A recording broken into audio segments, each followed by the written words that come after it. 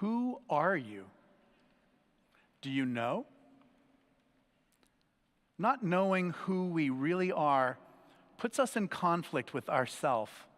And this is part of the reason Christians set aside the season of Lent.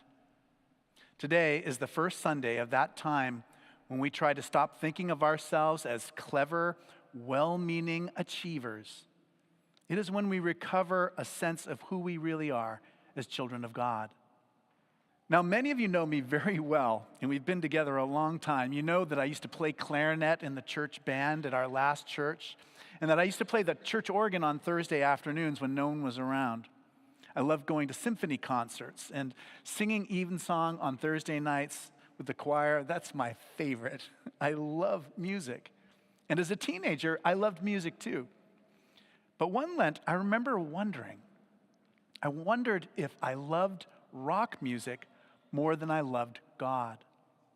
Now, the other kids at school said that bands like Led Zeppelin worshiped the devil, and that if you played their records backwards or at a different speed, you would hear satanic messages. Now, I didn't know whether this is true or not, but it did make me wonder, if forced to decide, would I choose rock music over God? Now, the Spirit works in such surprising ways. You probably look at your own life in that way. I felt drawn to God, and for whatever reason, became convinced that I needed to make a sacrifice. So I gave away the few rock and roll records that I had. Now, over time, I discovered that the sense of transcendence I experience in music is not in competition with my love of the holy, but rather it is an extension of it. And I don't want to be misunderstood. Rock music is not bad. In fact, some of my best friends are rock stars.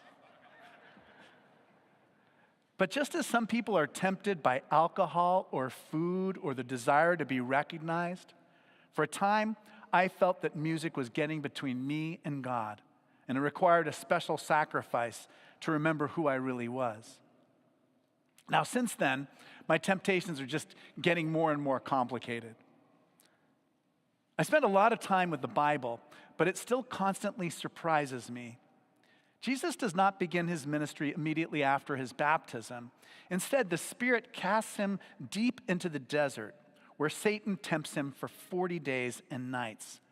It seems like even Jesus needs to be sure of who he is, in the same way that we do, in order for his work to be effective.